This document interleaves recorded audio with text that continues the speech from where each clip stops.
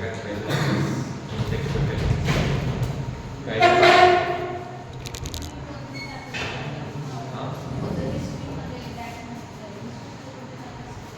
Sleep केले होते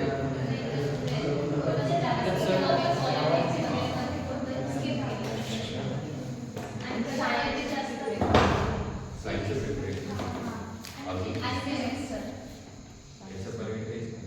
और सर आप मैथ्स के साइमल्टेनियसली गेट पढ़ के कि फिर पहले आपने मैथ्स का सिलेबस कंप्लीट किया और फिर आपने गेट की तरफ स्टार्ट किया? सोबतच साथ में क्या पर मतलब मैं क्या करता था कि एक दिन मैथ्स मतलब 2-3 दिन मैथ्स फिर एक दिन मूड में गया ऐसा करता था स्टार्टिंग में बाद में फिर मतलब स्टार्टिंग 2-3 घंटे मैथ्स फिर 1 घंटा गया ऐसा करो पर ये अप्रोच अच्छी है कि 2-3 घंटा मैथ्स 1 घंटा गया आवाज़ आता ना फिर ये अप्रोच अच्छी है और कुछ और फिर उस 1 घंटे में आप पर्टिकुलरली क्या पढ़ते थे? कोई डिसाइडेड टॉपिक्स रहते थे कि रैंडम? नहीं डिसाइडेड था लेक्चर्स वगैरह लेक्चर्स करता था प्रैक्टिस तो नहीं करता था प्रैक्टिस नहीं करता था बाद में क्या प्रैक्टिस सारा रिव्यूज वगैरह और इंग्लिश के जो आपने एंटोनिम्स एंटोनिम्स के उसके लिए कैसे प्रिपेयर किया क्योंकि वो तो हम मेमोराइज नहीं कर सकते वो अलग अलग याद है तो उसका ना मैंने क्या किया था उसका भी बोलता हूँ मैं इसमें कि मैंने वो टाइम पे क्या किया था रूट वर्ड्स पता तुम्हें एटिमोलॉजी रूट वर्ड्स से कुछ ना तो उसमें क्या रहता है कि अगर तुम्हारा रूट वर्ड रहा सपोज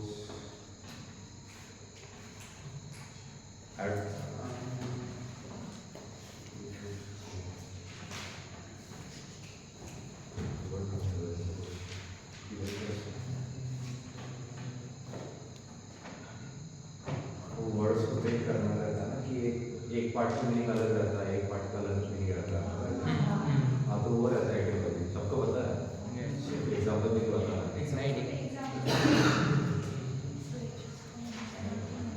ठीक है बाद में बता दूँगा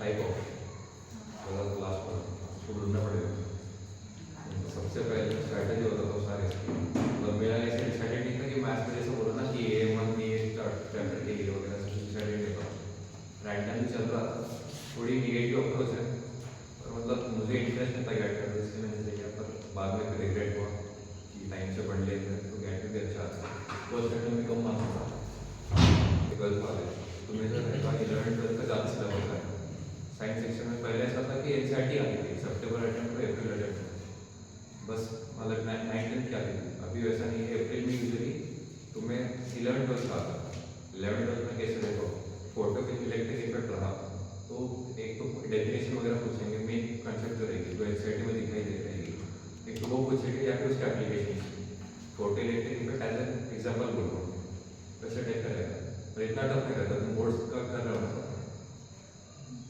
नहीं बोर्ड्स का नहीं सिर्फ ऑनलाइन तो बोर्ड्स के लिए क्या कर रहे हो बोर्ड्स के लिए अच्छा ठीक है बोर्ड्स का तो हो जाएगा ना तुम्हारा इतना टफ नहीं रहता है जो आता है ना 11-12 तो इजी रहता है 9 इन द आयरन 9-10 में ज़्यादा हार्ड रहता है तो उसमें कंसेप्ट को टेढ़ा मेढ़ा करके इंटरमिक्स करके कुछ कर वो थोड़ा टफ रहता है तो सबसे पहले क्या करना है कि NCERT जो है NCERT पढ़नी 9-10 की साइंस के लिए मतलब उसमें फिजिक्स का ज़्यादा आता है फिजिक्स में देखो तुम 9th पे ज़्यादा आएगा जो फॉर्मूला रहता है ना वर्क एनर्जी वो टाइप का और उसके अंदर एक प्रॉपर्टी रहती है कि मतलब प्रोपोर्शनलिटी की डायरेक्टली प्रोपोर्शनल इनवर्सली प्रोपोर्शनल वो एक आपका NCERT में मेंशन नहीं है वो एक चीज़ है उसके बाद फिजिक्स के लिए तुम बस यही करो अपनी NCERT 9-10 दोनों 9th के ऊपर ज़्यादा फोकस क्योंकि वो फॉर्मूला भी ज़्यादा आता है NDA में फॉर्मूला भी ज़्यादा आता है पर थ्योरी में थोड़ा कम आता तो है बस ये फिर केमिस्ट्री के बाद ये भी वही केमिस्ट्री में तुम्हें स्टार्टिंग के चैप्टर से 10 के तुमने NCERT वाले मतलब CBSE वाले कोई या सारे स्टेट बोर्ड वाले CBSE हाँ तो CBSE में जो है NCERT के बुक्स में तो स्टार्टिंग में एसिड बेसिस सॉल्ट्स या फिर जो मतलब एनालिटिकल केमिस्ट्री और फिजिकल बोल सकते फिजिकल केमिस्ट्री टाइप ऑफ वो टाइप के सब्जेक्ट्स थे तो तुम्हें पढ़ोगे ना कि ये एलिमेंट अगर कोड ऑर्डर में रिएक्ट करता है तो किस उसका रिएक्शन होता है कोड ऑर्डर में क्या सकता है तो उसका ज़्यादा आता है केमिस्ट्री में क्या है थ्योरेटिकल ज़्यादा है और तुम्हारा फॉर्मूला कम है मतलब निग्लिजिबल है एक हाथ आएगा कोई आया तो भी लर्न होता है वो है और बायोलॉजी में भी तुम्हें बस रटने की चीज़ें समझेगा कि NCERT के अलावा कुछ नहीं है साइंस में एक बात है तो मतलब इसमें कुछ स्किप नहीं करना है, इजी सिलेबस तुमने 9th में पढ़ा ही होगा, फिर तुमको आता ही होगा। हाँ, ये ऐसा कोई चीज़ कुछ कर नहीं, बस फिजिक्स में है। फिजिक्स में क्या दिक्कत है? 11th का फिजिक्स 11th में तो थोड़ा टफ है, 9th को बोलूँ। नहीं, 9th हाँ, तो ऐसा एक्सपेक्टेड है कि 200 में से 120 मिलियन स्कोर होना चाहिए तुम्हारा। हाँ उतना तो वही होना ही चाहिए, मॉक जब अभी तक तो ध्यान नहीं था, तब लोगे तो इतना तो आना चाहिए। और 120 इसी पेपर्स में नहीं, तब पेपर्स मतलब जो तुम्हें बताया ना मैंने कि 2020 के बाद में जो पेपर्स है उनमें 120 प्लस आने चाहिए। और अप्रैल के अटेम्प्ट में अगर तुम 100 ही से ना, क्योंकि तुम्हारा जस्ट बोर्ड्स होता है, तुमने बोर्ड्स की प्रिपरेशन ज़्यादा नहीं करना, पर इसका मतलब ये नहीं कि तुम्हें बाकी का नहीं करना है। फिजिक्स मतलब जो अपने हिस्ट्री जोग्राफी है उसमें फोकस करना है, साइंस के लिए है।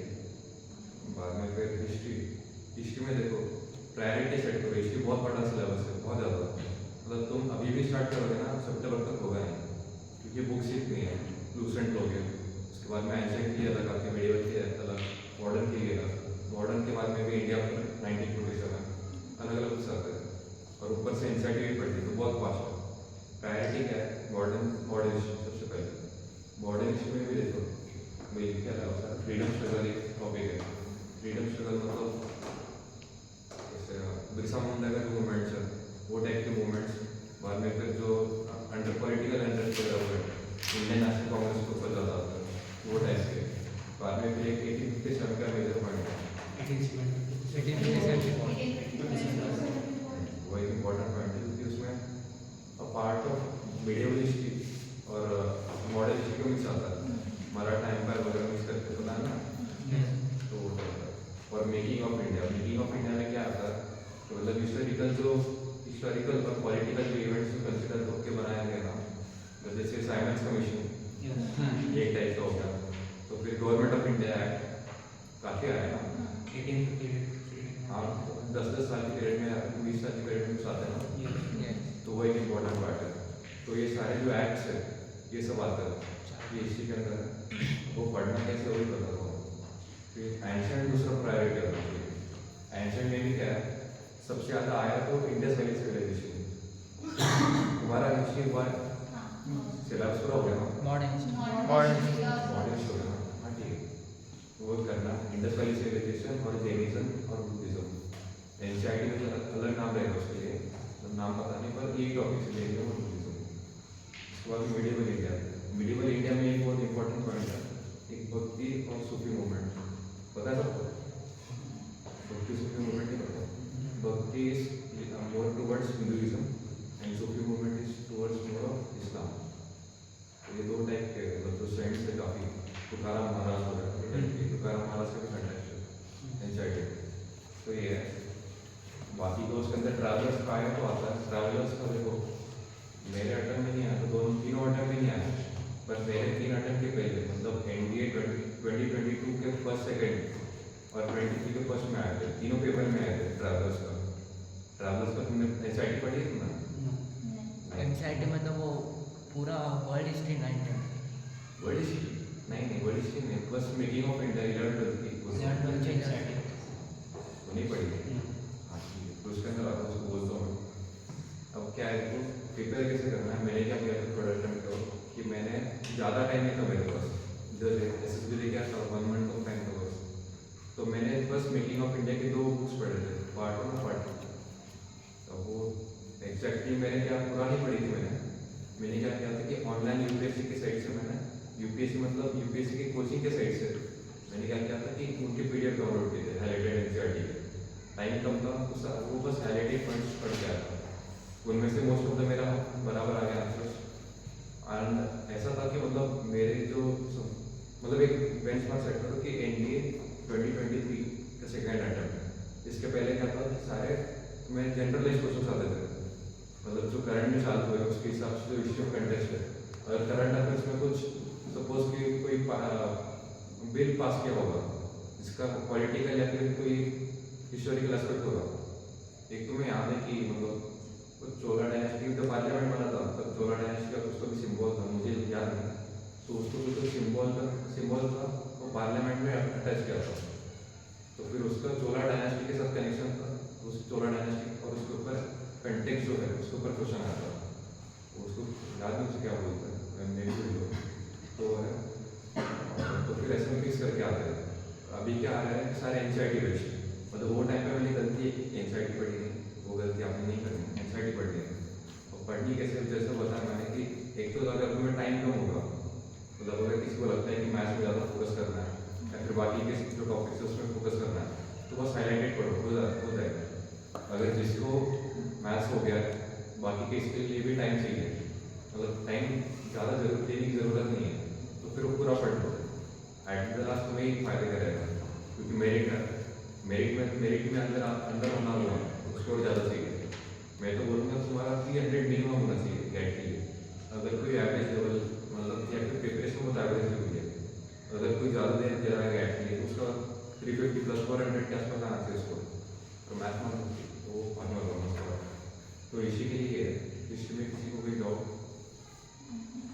नहीं, इसलिए वो डेट्स और सीक्वेंस आगे से याद कर सकते, कोई मेमोरीज इवेंट्स और डेट्स, इवेंट्स एंड डेट्स। हाँ जो डेट्स है डेट्स के ऊपर क्वेश्चन नहीं आता है, उसकी ज़्यादा करने की ज़रूरत नहीं है। बस जो आता है ना तुम्हें, मतलब पूछेंगे गवर्नमेंट ऑफ इंडिया साइमल्टेनियसली 4 और 5 है ना, हाँ तो उससे पूछेंगे कि कौन से ईयर वाले, मतलब कौन से वाले गवर्नमेंट ऑफ इंडिया एक्ट में कौन सा बिल पास हुआ, मतलब उसके अंदर अलग अलग चीज़ें रहती है, जैसे कि यूपीएससी इंडियंस को अलाउ किया था, मतलब जस्ट उसके रूल्स एंड रेगुलेशंस हाँ, मतलब उनके अंदर क्या फंक्शनिंग हुई वो कुछ डेट्स डायरेक्टली डेट्स से कुछ, क्या मतलब डायरेक्टली कौन सा एक्ट कब आया बोले कुछ, उनके अंदर क्या फंक्शनिंग, उनके क्या ऑब्जेक्टिव्स थे, प्रायोरिटीज थे, वो कुछ। हाँ वो टाइप कुछ है। और तुम क्या करो कि तुम्हारा जो QLB रहेगा ना पेपर्स, मैंने भी दिए थे 2 अटेम्प्ट के पेपर्स, उनमें से देखो कि किस टाइप के क्वेश्चन आते हैं, देखे तुमने? हाँ तो उसके हिसाब से प्रिपेयर करो, क्योंकि मैंने भी मतलब बहुत सारे ऐसे टॉपिक्स हैं मैथ्स में। देखो मैथ्स में ट्रिग्नोमेट्री में 22.5 डिग्री उसके ट्रिग्नोमेट्री के जो फार्मूलाज है वो पहले आते थे, अभी आते नहीं है, क्यों मुला करना है, तो वही हुआ था। और कोई इश्यू कुछ नहीं। जोग्राफी के भी सेम ही है, जोग्राफी में कैसा है देखो, जोग्राफी में ऐसा फिक्स ऐसा नहीं है कि ये टॉपिक से ज़्यादा आता है, ये इसमें से कम आते हैं तो इंग्लिश बुलाते हैं, सारे में से ऑलमोस्ट इक्वल ही आता है उनमें से। देखो जोग्राफी ना, मैं तो बोलूँगा मैंने नहीं पढ़ी ज़्यादा एनसीईआरटी पर, मैं बोलूँगा पूरी पढ़ो। जोग्राफी मेरे कहते तो स्टार्टिंग से थोड़ा बहुत अच्छा था, क्योंकि 9 to 10 जो जोग्राफी है उसके अंदर types of rocks, igneous metamorphic वगैरह ये सब डैम्स वगैरह इसके बारे में ज़्यादा मेंशन था, तो उसमें पढ़ लिया था तो हो गया मेरा। अगर किसी को वीक लग रहा होगा 9-10 में इतना अच्छा नहीं किया, तो फिर तुम 11-12 की प्रक्रिया ज़्यादा प्रैक्टिस करो। मैंने मेरे टाइम पे बस लेक्चर्स देखे थे, मतलब पहले से आता था तो लेक्चर्स देख लिया हो गया था। तो मैंने वैसा अगर होगा कोई इसको लगता है कि हम थोड़े कम प्रिपेयर्ड है, तो जोग्राफी का एनसीईआरटी पूरा पढ़ो। 9-10 का 11 मैंने 11 इसलिए नहीं किया क्योंकि मैंने लेक्चर देखे थे ना, इसलिए हो गया मेरा, तो वही बात। और फिर ये उसके अंदर जो है ना, एक उसके अंदर ना टाइम वगैरह, टाइम जोन्स वगैरह क्वेश्चन पता था ना, इंडियन 4.5 hours ahead of मतलब ग्रीनविच मीडियम टाइम उसको भी है ना, पता है? हाँ तो फिर वो टाइप क्वेश्चन चल रहा था, उसके अंदर कैलकुलेशन वाला पार्ट आता था, बाकी इतना कुछ टफ नहीं जोग्राफी। और जोग्राफी में रटना बहुत ज़्यादा है, रटने के लिए तुम क्या करो, मतलब टिप्स एंड ट्रिक्स बनाओ। ये मेरे नोट्स दिखाऊंगा तुम्हें जोग्राफी के, मेरे पास नहीं इसलिए नहीं ला रहा हूँ, एक और भी दिखा देता हूँ, फ़ोन पे दिखाऊंगा, बाद में दिखाऊंगा। तो वो है और वही टॉपिक्स तो नहीं बताऊँगा। और कौन सा सब्जेक्ट है? इकोनॉमिक्स। इकोनॉमिक्स देखो, इकोनॉमिक्स में आया तो 1-2 क्वेश्चन सही पेपर्स देखे ना तुमने, तो उसके अंदर एक तो रहेगा कि तुम्हारा 5 ईयर प्लान्स, 5 ईयर प्लान्स, और अगर कोई बजट के हिसाब से कुछ अगर आया होगा, मे बी अप्रैल वाला टाइम फॉलो आया आ सकता है बजट के हिसाब से इकोनॉमिक्स क्वेश्चन, यूजुअली नहीं आते। बस इकोनॉमिक्स 5 ईयर प्लान कर दो, उसके अंदर आएगी। तुम्हें वो पता है कि प्राइमरी सेक्टर, टर्शियरी सेक्टर, हाँ तो उसके ऊपर ही क्वेश्चन आते हैं, इसके अलावा 5 ईयर प्लान के अलावा, तो वही करना है बस।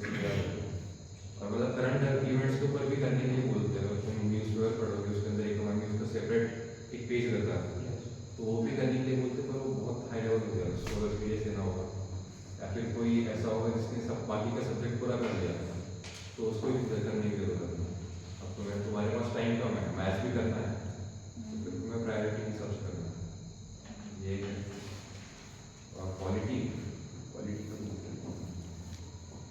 5 ईयर प्लान के मतलब जो बस डेट्स एंड चेयरमैन थे वो, या फिर पूरा प्लान उनके नहीं नहीं डेट्स नहीं।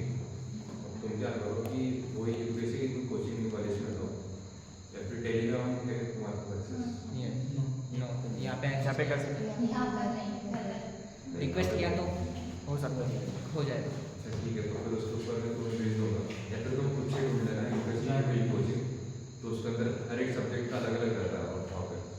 तो फिर उसके अंदर इकोनॉमिक्स का देखना सर्च करना है IAS का, तो उसमें आता है कि तुम्हें मतलब हमारे मेरे फर्स्ट अटेम्प्ट में ऐसा क्वेश्चन आया था कि जो ये उस पर भी था मतलब कि वो एक पॉइंट था, ये पॉइंट कौन से 5 ईयर प्लान था। 5 ईयर प्लान 5 ईयर्स में आता है ना। स्टार्टिंग केस में क्या था, कोई 5 ईयर प्लान में इंडस्ट्री पे ज़्यादा फोकस था, किसी में एजुकेशन में ज़्यादा फोकस था। तो वो ये पूछते कि इंडस्ट्री में कौन सा वही ऐसा लिखा था। और क्वालिटी का ना, क्वालिटी मुझे स्किप करो, मैं तो बोलता हूँ अगर करना ही होगा ना किसी को, मतलब तुम्हें सर ने सिखाया ना शायद क्वालिटी चालू है, मतलब तुम्हारा हो गया था अच्छा हाँ, तो छोड़ दो क्वालिटी का। अगर किसी को करना ही होगा तो फर्स्ट टू 51st आर्टिकल यही कर लेना और पार्लियामेंट कर लेना।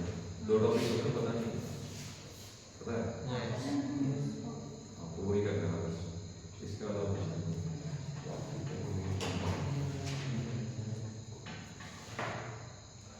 इसमें ना एक टेक्निक है कैट में 28 के लिए मेरा दोस्त ने बताया कि वो क्या करता था कि 20% टाइम उसका लर्निंग पर लगाता था और 80% टाइम उसका रिविजन था।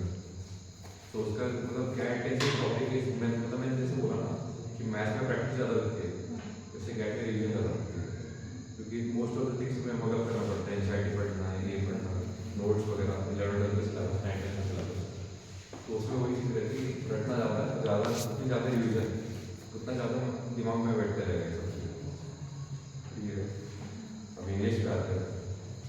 इंग्लिश में ना देखो, जो पेपर्स हो गए किसके पास, सर्विस कवर्ड की पेपर में, तो उसके अंदर क्या रहता है कि मोस्टली हम क्या करते हैं कि ग्रामर पे ज़्यादा फोकस करते हैं। 50 क्वेश्चन आता है ना, ग्रामर के आएंगे 50 क्वेश्चन, ज़्यादा से ज़्यादा 10 है ना, स्पॉटिंग एरर से 10 क्वेश्चन आते हैं ना। एक कौन सा तो पेपर में वो भी नहीं आता, लास्ट 4 पेपर्स में वो भी नहीं आता 10 क्वेश्चन। तो अच्छा टाइप का रहता है। तो तुम्हारा क्या करना है कि फोकस तुम्हारा ग्रामर पे होना चाहिए, पर कंप्लीट ग्रामर की बेसिस पे नहीं जाना है। हमारे टाइम मैंने क्या जल्दी की मैंने ही नहीं, मेरे दोस्तों ने भी क्या किया कि बस ग्रामर में स्पॉटिंग एरर्स किया, सिनोनिम सेंटेंस नहीं किया। सिनोनिम सेंटेंस के भी उतने ही सिलेबस मार्क्स है ना, 10 क्वेश्चंस वेरी होते हैं पर ऑन एन एवरेज टाइम। तो मतलब तुम सारा फोकस तुम्हारा ग्रामर पे लगाओगे तो बाकी किस पे लगाओगे। तुम क्या करना कि मतलब तुम्हें सेंटेंस रीअरेंजमेंट वगैरह तो आता होगा, हाँ, तो 10 मार्क्स तुम्हारा कंफर्म हो गया इसमें से देखते हो।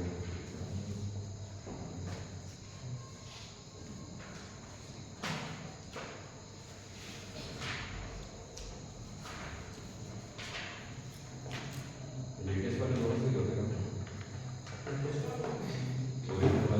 तेवढे एवढं से होतं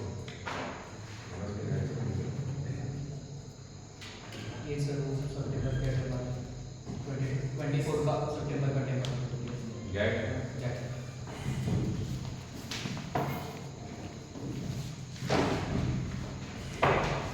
तो ये पैसेज वगैरह आता था ना, वो तो इजी होगा ना। हाँ, passage। पैसेज का छोड़ दो करके जो सिनोनिम्स के इसमें आता है, सिनोनिम्स पास आया, 5 synonyms 10 मीडियम से फ्रेजेस लगता है इजी, या उसके टेक्निक नहीं, वो तो बस पढ़ लेंगे। एंटोनिम्स पास आया, मतलब 10 क्वेश्चन है इसमें।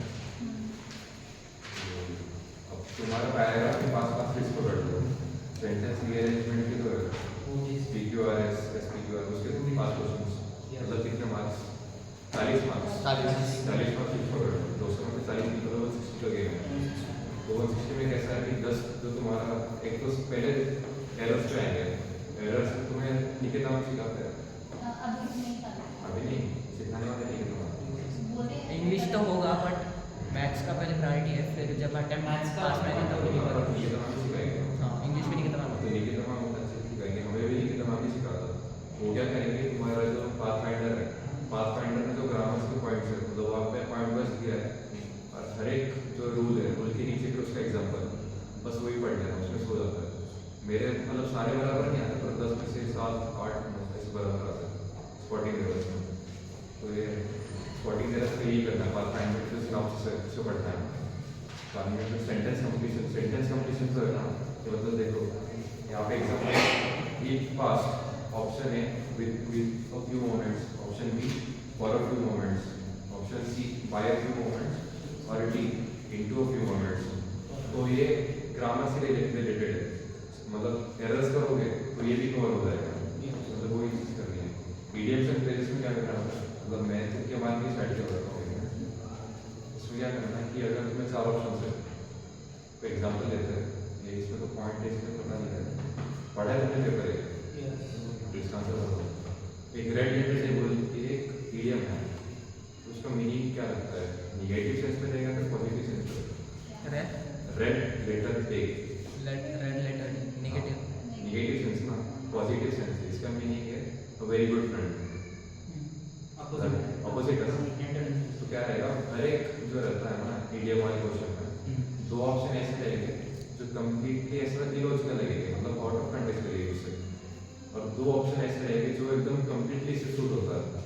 मतलब रेड लेटर टेक ऐसा ईडीएम आया, तो फिर ऐसा ऑप्शन देंगे अब ब्लडी डे, रेड बोलो तो ब्लड वगैरह से मतलब कोरिलेट होता है ना, तो फिर ये जो ऑप्शन तो मतलब जो एकदम कोरिलेट होता है ये यूजुअली 90% ऑफ चांसेस में गलत रहता है, और जो उसका उल्टा मीनिंग का रहता है वो यूजुअली करेक्ट होता है। तो वैसे इसमें मतलब क्या मालूम 50% बराबर रहता है।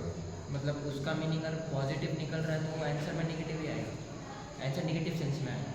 अगर उसका मीनिंग हमें मतलब ईडीएम पता ही नहीं है, वर्ड के लगा नहीं है, मतलब अगर एक ऑप्शन बी से उसको स्विच हो रहा है, मतलब मैंने जो बोला ऑप्शन ए अगर ऐसा होगा कि अब रेडी डे, तो वो ऑप्शन ए मतलब यूजुअली रॉन्ग ही रहता है 90% ऑफ आंसर्स। ऑप्शन बी अगर ऐसा रहा कि गुड फ्रेंड, मतलब उसका अपोजिट कुछ लग रहा है, तो फिर इसी बराबर है, नेगेटिव पॉजिटिव तो अलग है। मैं बस तुम्हें एग्जांपल के लिए मतलब समझाने के लिए बोलता हूँ। तो ये बात है ईडीएम सेंटेंसेस में। अब ये मैं इसलिए किया था क्योंकि मैंने प्रिपेयर नहीं किया था, डायरेक्टली चलेगा। अब तुम्हारे पास टाइम है तो तुम अच्छे से पढ़ के दो, पाथफाइंडर के पढ़ो और पीवाईक्यूज पढ़ो। पीवाईक्यूज पढ़ोगे ना तुम्हें ये मुख्य मानने की टेक्निक भी आ जाएगी, और ऊपर से तुम्हें फिर नए नए ईडीएम सेंटेंसेस भी आ जाएंगे। तो यही बात है। और यूजुअली तुम पेपर पढ़ते हो ना, पेपर में भी ईडीएम सेंटेंसेस आते हैं, तो उसी टाइप के बहुत बार आते हैं ईडीएम सेंटेंसेस। पढ़ोगे ना तो हेडलाइंस वगैरह आते हैं, वही अभी क्लॉज आते हैं ना, अच्छे से आते हैं, नहीं आते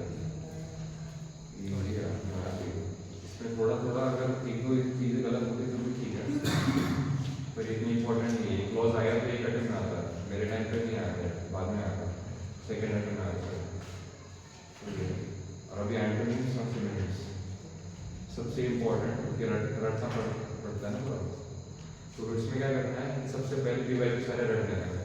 पीवाईक्यू रट लोगे, उसके बाद में तुम्हारा जो न्यूज़पेपर वगैरह रहेगा उसके रीडिंग से मतलब जो तुम्हें नया वर्ड आता है ना उसको टाइप ऑफ याद करके रखना।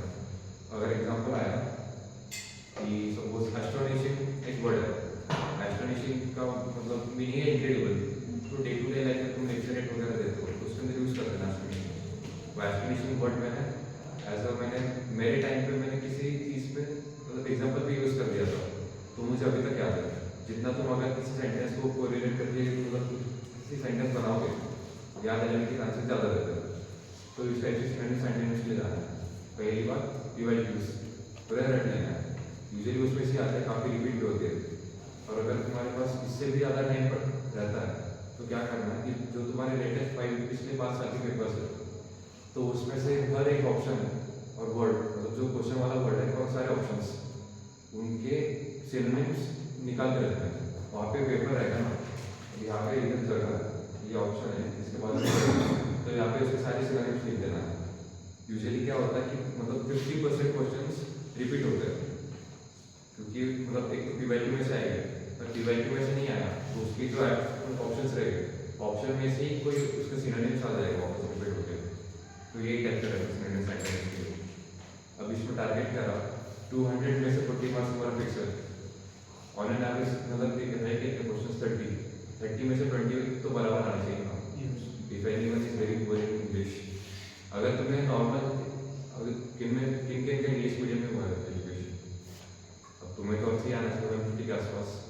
बाकी अगर किसी को दिक्कत होती है इंग्लिश बोलने में वगैरह, ग्रामर थोड़ा वीक है, 120 वगैरह आसपास ठीक है। अब 20 मार्क्स 20 क्वेश्चन है, उसके कितने मार्क्स? 80 80 प्लस 40 कितना है? 120 इजी है ना? Yes. टफ है कुछ? नहीं नहीं, वो easy है। बस स्टार्ट से बना के चलो। 40 मार्क्स तो तुम्हारे हाथ में ही है, वो बिना प्रिपरेशन के चलिए वो भी हो जाता है, इजी है ना? तो ये बात है। करंट अफेयर्स, करंट अफेयर बहुत इजी चीज़ है, तुम्हें बस उसको रिविजन करना है। अब हमारे जो कोचिंग में कि हम क्या करते हैं कि हम सारा जो ग्रुप है हमारा करंट अफेयर्स में इसलिए अच्छे थे क्योंकि हम ग्रुप के साथ रिविजन करते थे। मतलब हम क्या करते थे कि जो सीरीज जर्नी यूट्यूब चैनल है ना, तो उसके PDF आते हैं सारे करंट अफेयर्स के, मतलब जनवरी की अलग, फरवरी की अलग, जो मंथ वाइज आते हैं। तो हम क्या करते थे स्टार्टिंग से हम सारे पढ़ लेते थे, और उसके बाद में फिर जब पूरी PPT खत्म हो जाती है तो उसके बाद में फिर एक हमारा कोई वॉलंटियर रहेगा, वो फिर सारा उसका रिविजन लेगा। तो इस टाइप से हमारा बहुत, मतलब मेरा जो था सेकेंड फर्स्ट लेटर में नहीं हुआ, फर्स्ट लेटर में मैंने क्या करती कि पेपर के 10 दिन पहले करंट अफेयर स्टार्ट करा था, क्योंकि वो टाइम पे फिर 10 दिन में मगर भी नहीं होता है, पेपर में जाओगे स्ट्रेस होगा, हमारा फर्स्ट लेटर रहेगा। यूजली ऐसा चीज़ रहेगा कि तुम कॉन्शियस कब और सब कॉन्शियस ज़्यादा रहोगे, तो उसके वजह से तुम्हारा गलत होने के चांसेस ज़्यादा हो गए, है कि नहीं? अगर और तुम जो बोलते हो ना कि मतलब मैं रट के लिया मैंने, तो टाइम पे बरोबर अच्छे से आ जाएगा, मतलब या फिर याद नहीं आएगा तो भी ऑप्शन देखें कुछ ना कुछ तुक्का मार होगा। ऐसा कुछ होता नहीं है फर्स्ट लेटर में। फर्स्ट लेटर में सबको टेंशन आता है, इतनी प्रिपरेशन रहती है वगैरह, तो ऑब्वियस है। तो कमी बैठो कि तुम्हें रिविजन ज़्यादा करनी है और स्टार्टिंग से करना है। तो मेरा सेकेंड अटैम्प्ट क्या था कि अप्रैल में मेरा अटैम्प्ट था, तो मैं ऐसे भी खत्म हुई मेरी जनवरी में, तो मैंने कभी में से स्टार्ट कर दिया था करंट अफेयर्स। कुछ एक दिन में हो जाता है, एक मंथ में करंट अफेयर, बहुत इतना भी टाइम नहीं लगता। तो वही करना है, और रिविजन, रिपीटेड रिविजन बोलो, इसके अलावा करंट अफेयर कुछ नहीं। और किसी को डाउट? करंट अफेयर्स कितने मतलब ड्यूरेशन एक साल One के year. 6 मंथ्स में? तब मैंने स्टार्ट किया था मई से स्टार्ट, हाँ मई से स्टार्ट किया था। प्रायोरिटी ज़्यादा क्वेश्चन तुम्हारे जून जुलाई में से आएगी, पर मई भी कर देना, क्योंकि मई में से भी कभी कभी क्वेश्चन आते हैं, इंपॉर्टेंट चीज़ है जो रहता है ना। और यूजली तुम्हारे करंट अफेयर्स में कैसा रहता है कि तुम्हें सर टू द पॉइंट नहीं बोलेंगे, ये पेपर से लिखा था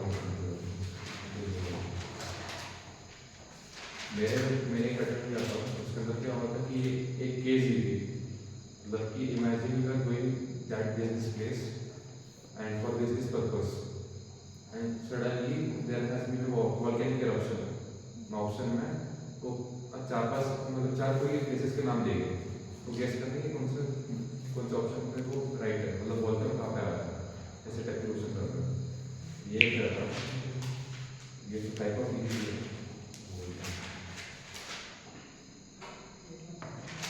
साइक्लोन्स वगैरह भी आते हैं, साइक्लोन्स भी क्वेश्चन आते हैं।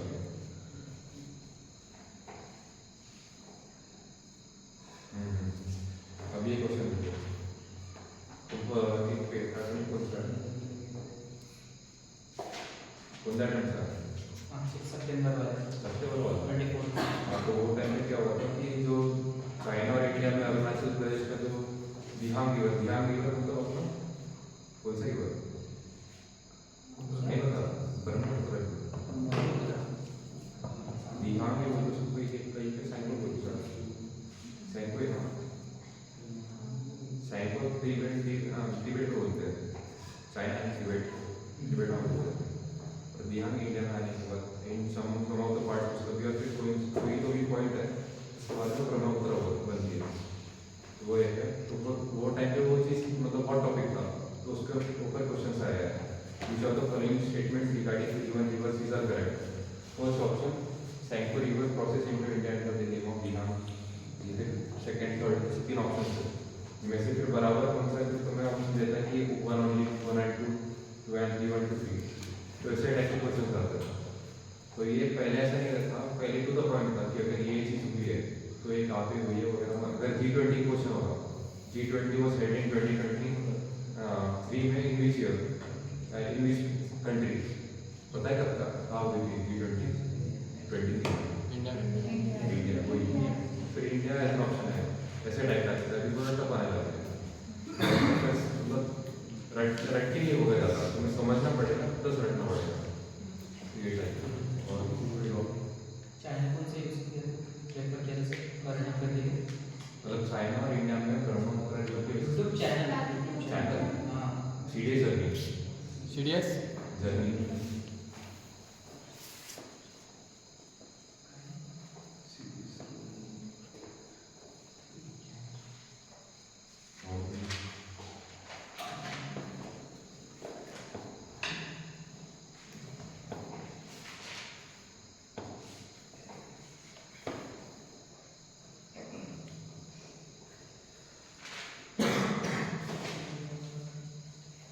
देखो ये क्वेश्चन ऐसे लर्न करते हो विच of the following about different frictional forces is correct kinetic friction static friction और रोलिंग फ्रिक्शन में रिलेशन बोला है कौन सबसे ज़्यादा फ्रिक्शन करता है ये लर्न कैसे लगता है तुम्हें पता ही आंसर ये बता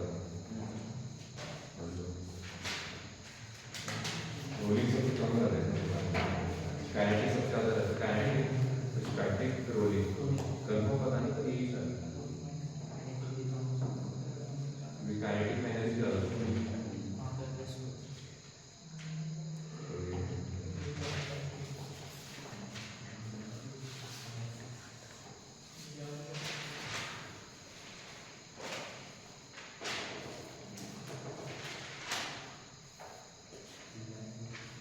देखो ये ऑप्शन में क्वेश्चन है बोल रहा हूँ which of the following statements is correct in India 12th March is celebrated as National Youth Day and National Youth Day is celebrated to commemorate the birth anniversary of Swami option बराबर है second बार second हाँ तो इसमें मैंने मेरे दोस्त ने गलती की थी कि 12 यहाँ पे 12 मार्च दिया जो है तो इस टाइप से कंफ्यूज कर तो अच्छे से पढ़ना वही के रटना नहीं है अब किसी ने रट दिया तो उसको बस 12 याद रहेगा उसे 12 डेट के लिए हुआ था मन याद नहीं रहेगा तो फिर गलत हो गया ना इसलिए रटना नहीं है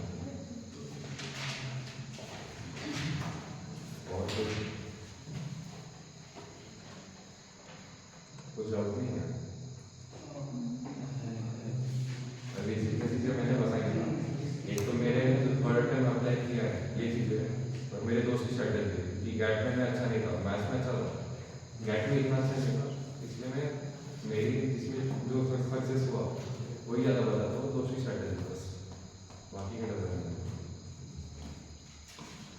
और ये भी क्वेश्चन है 11-12 बेसिस पे आया है the relative atomic mass of boron existing in isotopic forms 10B and 11B is 10.8. What will be the abundance of 10B and 11B respectively? Consider a sample of 100 atoms. 19%, 81% ऐसा आया होगा इसका answer calculate करना पड़ेगा तो ये basic question है सारे 11-12 तुम्हें आता है क्या ये नहीं तो फिर तुम्हें ये भी करना पड़ेगा अब तुम तो 12 वाले छोड़ दो ये सब 11-12 बोर्ड्स के लिए जितना होता है उतना करो अगर उसमें से क्वेश्चन आता तो ठीक है यार एनसीईआरटी में इसके बेसिस पे निकाल दो अब मेरा दोस्त था जो मैंने तुम्हें बताया ना 250 मार्क्स पर रिटर्न में उसके रिटर्न में 250 थे और उसने उसका गैट और उसने बस कुछ इंग्लिश के पार्ट्स और साइंस के पार्ट्स में से निकाला है उसने इसलिए कुछ किया ही नहीं था क्योंकि पर उसका ऐसा था कि साइंस में पूरा अच्छे से आता था लाइक 300 उसको टोटल मार्क्स थे उसको अवार्ड में रिकमेंड हुआ था या फिर ऑल इंडिया रैंक के आसपास आ जाता मे बी 2-3 वगैरह तो फिर उसका ऑलमोस्ट कितना आता 300 के आसपास आता है क्या 150 साइंस में 150 इंग्लिश अब जो तुम्हें स्ट्रैटेजी होता है वो उसने वही ये स्ट्रैटेजी होती है उसका स्कोर कितना हो रहा है 550 मार्क्स हो रहा है टोटल 250 मैथ्स एंड 300 गेट तो सोचो तब तक उसका मैथ थोड़ा अलग है तो गैट तो इजी था मतलब उसमें ज़्यादा पढ़ाई नहीं करके भी 300 मार्क्स लाया तुम पढ़ाई कम ज़्यादा करके भी तुम कम मार्क्स लाया थोड़ा ऐड नहीं करना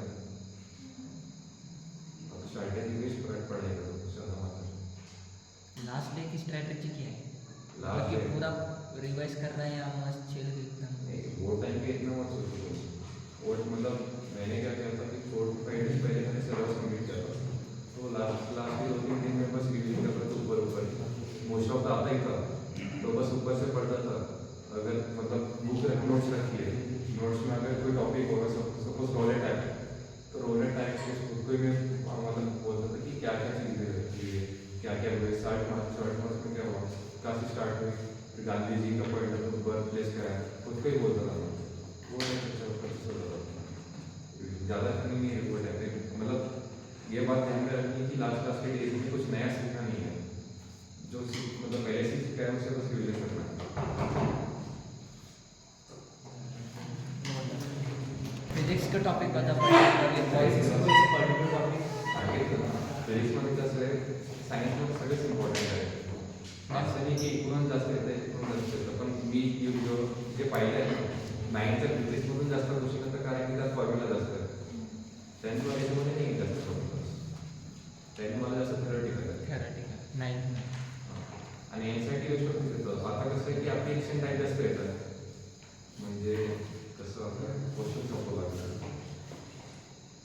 आता हे क्वेश्चन आहे की which amount of following are essential constituents of coordinate cement. आता हे आपल्याला कोणत्या एनसीईआरटी वगैरेमध्ये नाही आहे. जर एखाद्याला माहिती आहे तर ठीक आहे, नाही माहिती तर सोडून द्या. म्हणजे 50 क्वेश्चन जर सायन्सचे असले तर त्यातले 2-3 असे राहील, जास्तीत जास्त 47 आपल्या अंडर ना, 3 क्वेश्चन आपल्या अंडर नाही आहे. 3 क्वेश्चन बी झाले तरी ठीक आहे. आपल्याला कुठे 600 पैकी 600 आणायचे, 600 पैकी 350 व्हेरी मला सुद्धा फिजिक्सचं कसं क्वेश्चन सापडतो.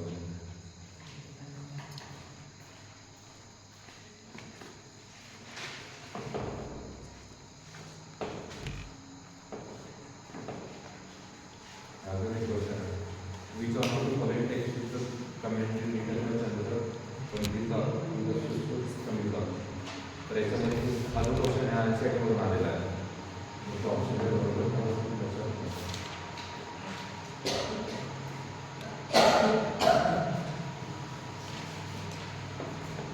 हे पण जे आहे होमवर्कचं कॉम्पिटिशन ते पण यासाठी म्हणतात.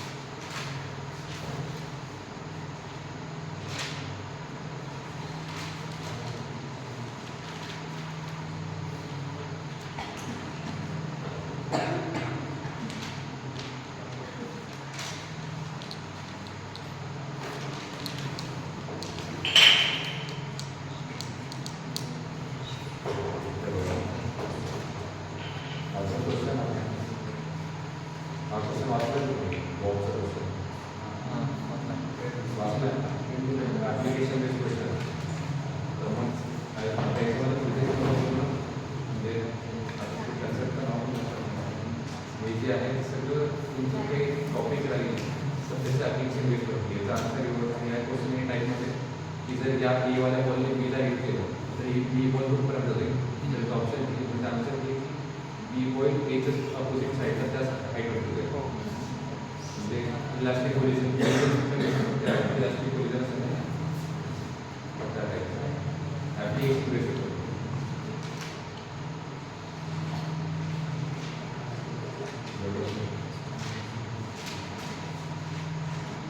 एवढे सगळे काय माझं बाकी सर्टिफिकेट मी स्वतः बनव, कारण माझी स्वतःची सर्टिफिकेट झाली काय पुस्तकामध्ये.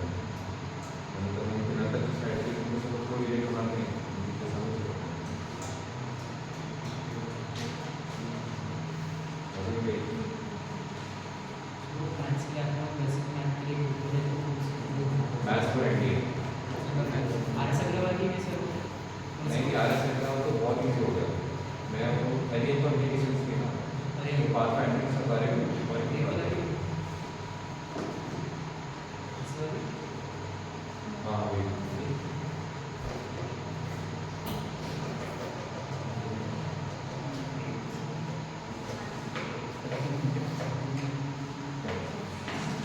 टाइम